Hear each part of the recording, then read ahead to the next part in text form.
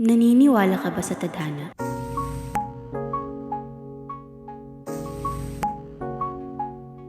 Sa pag-ibig na ipinagbabawal, handa ka bang sumugal kung ang kapalit nito ay ang iyong dangal? Ang pag-iibig kang susubukin ng tadhana, sila ba'y lalaban para sa pagmamahalan o pipiliin na lang na lumisan?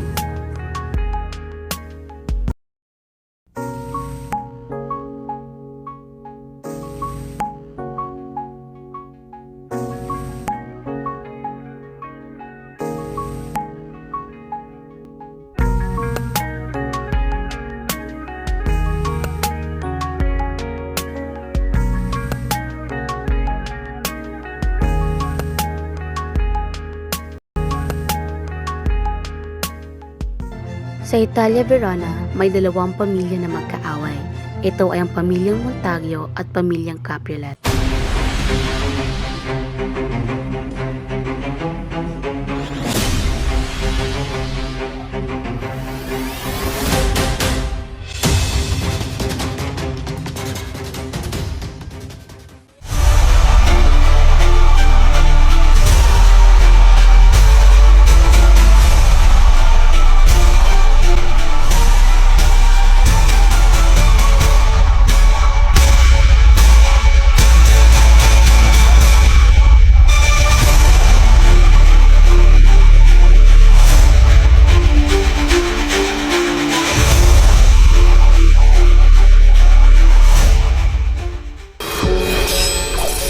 Tekil, paparating na si Prinsipe Escalos.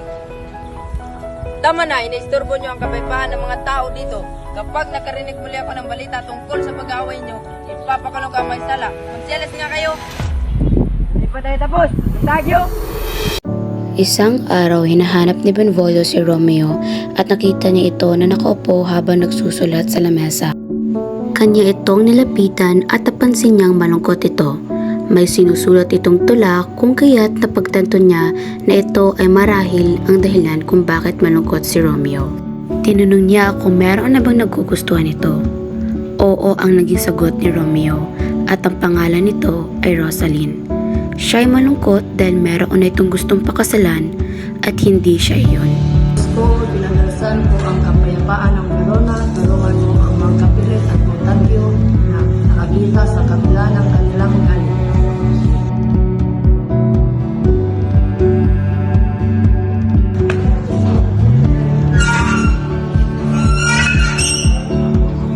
Magandang araw sa mga dalawa. Maganda ng umaga, hindi ba? Hindi para sa... Ano ka ba naman? Masyado pang maaga para sa ganyang bagay. Nagagamot ng oras at sugat kung hayaan nyo itong matuto. Kayong magpaubaya sa oras.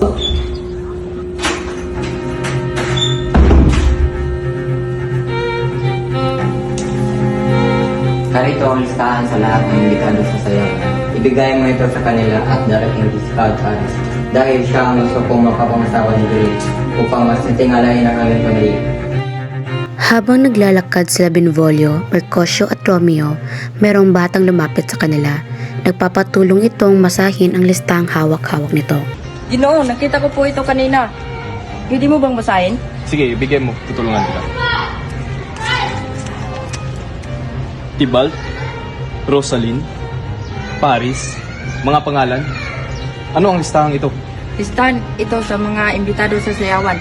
Kapag hindi kayo isang Montaglio, imbitado pa rin kayo. Karamdam naman ng kasiyahan si Mercutio at gusto niyang pumunta sa sayawan. Madali lang ito sabihin sa iyo dahil hindi ka isang Montaglio. Pinilit pa rin ni Mercutio si Benvolio na dumalo dahil ang nais nito na mapasaya niya si Romeo. Sige, papayag ito. Ngunit hindi tayo magtatagal. O magdulot ng dulo. Magaling. Mga Ginoo at binibini ng Verona, maligayang pagdating, maaari na nating simulan ang sayawan. Kaan pare, nais kong makilala mo ang aking anak na si Julia. Ang maganda binibini sa Verona. Maaari ba kitang sa'yo?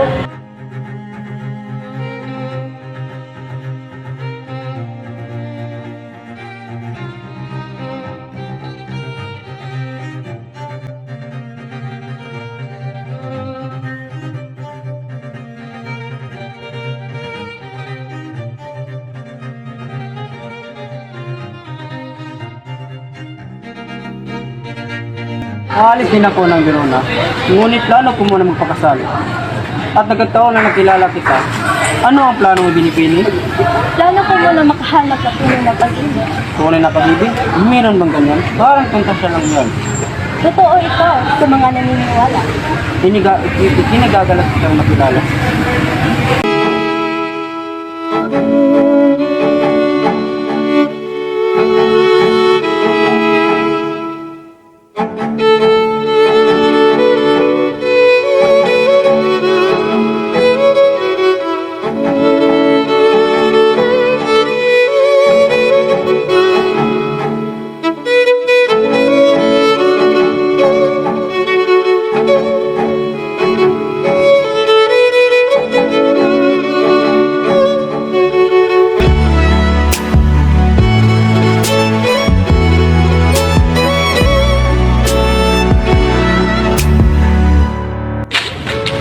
Binibini, ang iyong kagandahan ay makapigil, hininga. Pakiramdam ko ay tumigil sa pagtibok ng aking puso. Ganun ba? Hindi ka pa mamamatay yan? Walang tao ang makatitis sa iyong ganda at mananatiling buhay. Pwede ba kitang magsayaw? Oo, gusto ko yan.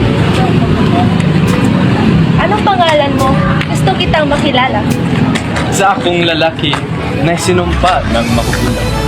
Ang iyong halik ang lunas sa aking sumpa. Puro ka kalokohan. Seryoso ako.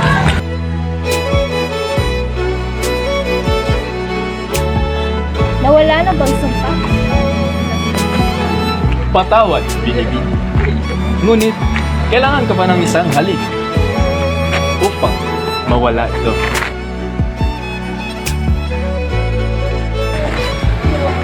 Nakapatamis ng iyong halik.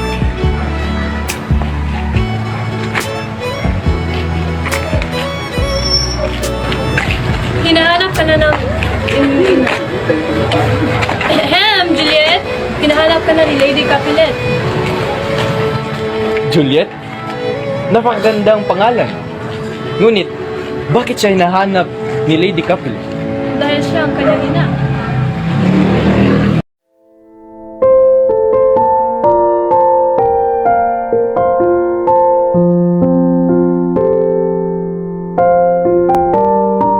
Umiibig ako sa isang Capulet. Alamin mo kasi ng lalaki na kasaya kanina. Sige, madam. Madam, ang lalaki na kasaya mo kanina ay isang Montague. Hindi! Ang mahal ay isang Montague? Kaaway ng mga Capulet? Hindi ko ito matatanggap. Mahal kong Romeo, nararamdaman ko pa ang sakit nang malaman ko na isa ka Montague. Ba't ka umalis? Oo, umalis ako. Ngunit hindi ko maiwasang bumalik dahil hindi kita mawala sa isip ko. Paano ka nakapasok dito? Papatayin ka nila. Di ko kaya mabuhay na wala ka. Suot ko ang balalbal ng gabi para maitago ako sa kanila. Juliet, mahal kita higit pa sa kakayahan ng isang tao na magmahal. Ang puso ko ay para lang sa iyo magpakailanman. Mahal mo ako? Kahit magkaaway ang ating pamilya? Madam, alam mo na umalis. Ang pag-ibig mo ay marangal. Tanungin mo ako ikasal. Sa ikasyam na araw bukas, sa silid ni Padre Lawrence. Romeo, tinatanggap mo ba maging isang buntid si Juliet na maging kabiyak ng iyong puso sa habang buhay, sa hirap at ginhawa, sakit ng iyong kalusugan at mahalin mo siya sa habang buhay gaya ng gradong utos ng Panginoon? Juliet, tinatanggap mo ba maging isang buntid si Romeo na maging kabiyak ng iyong puso sa habang buhay, sa hirap at ginhawa, sa sakit ng iyong kalusugan at mahalin mo siya habang buhay gaya ng sagradong utos ng Panginoon? Maaari naman kayong maghalikan.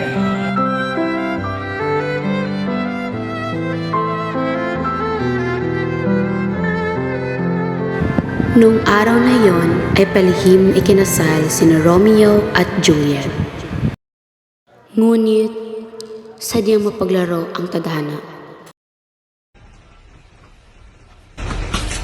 Romeo, lumabas ka. Tingin mo hahayain ka lang namin sa ginawa mo kahapon? Hindi ako papayag. Ako ang harapin mo. Lalaki sa lalaki. Tumigil kayo. Isipin niyo ang sinabi ni Prinsipe Escalos. Ikukulong kayo habang buhay.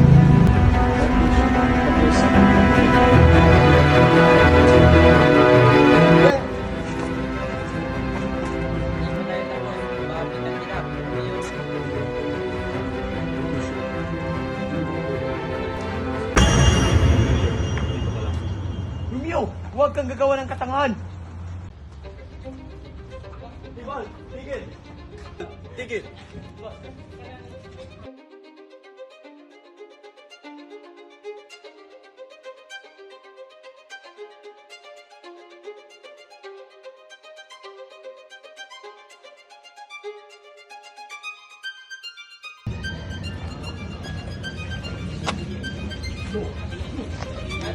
Anong nagawa ko?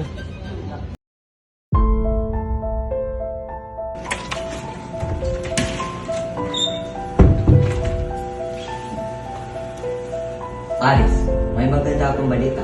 Nakapag-desisyon na ako na ikasal kayong dalawa ni Juliet sa ngayong Webes. Kung ganyan ang sitwasyon, inihiling ko na maging Huwebes na bukas. Nasasabik na ako.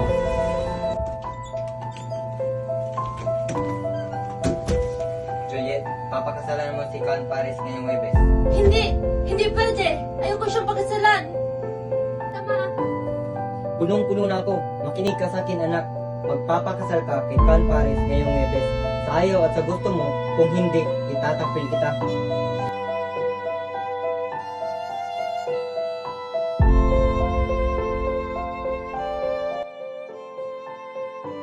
Ina, naiintindihan mo naman ako, di ba? Patawad anak, ngunit para ito sa ikabubuti mo at sa pamilya natin. Nurse, anong gagawin ko? May asawa na ako. Hindi ko kayang may kasamang iba. Gusto ko siyang puntahan. Gusto kong bumalik si Romeo. Ngunit pinalayas na siya. Anong silbi ng isang asawa kung hindi ka na nakita? Kailangan mong pakasalan ng konti. Galing ba ito sa puso mo? At alam mo, gusto kong makita kang masaya. Tama ka. Pumunta ka sa aking ama at sabihin mo na ako'y nagkasala sa hindi pagsunod sa kanya. Mangungumpisan ako kay Padre ngayon. O yung sakit anak. Kung naintindihan mo, naintindihan ba nila? Kung hindi mo ako tutulungan, siguradong mamamatay ako. Sige, tutulungan kita.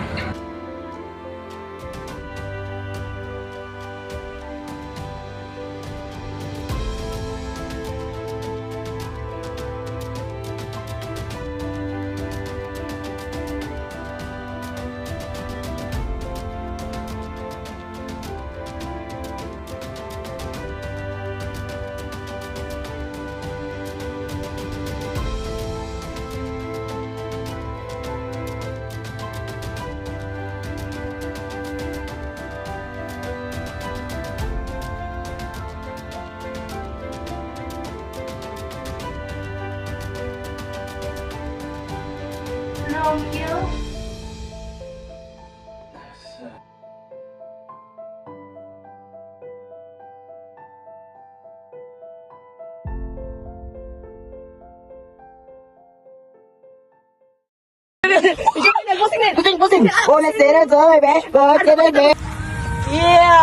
Kapag nakarinig muli ako ng balita tungkol sa Kinig ka sa Romeo. Huwag kang tumulad sa kanila. Hindi, Mercutio. Ang makatatay. Hindi, Mercutio. Makinig ka sa akin, Romeo. Wala, pag ikaw na akong mali. Hindi, Mercutio. Hindi ka pa pwedeng mamamatay. Lalaki sa lalaki. Mambalik. Ay. Sige, papayag ako. Ngunit ini.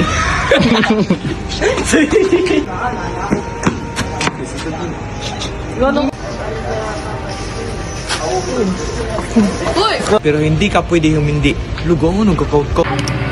1, 2, 3, action! Hilaw me! Ayaw. Ihan ko ang iyong sakit. Ayaw katawa, Ping! Focus lang ito!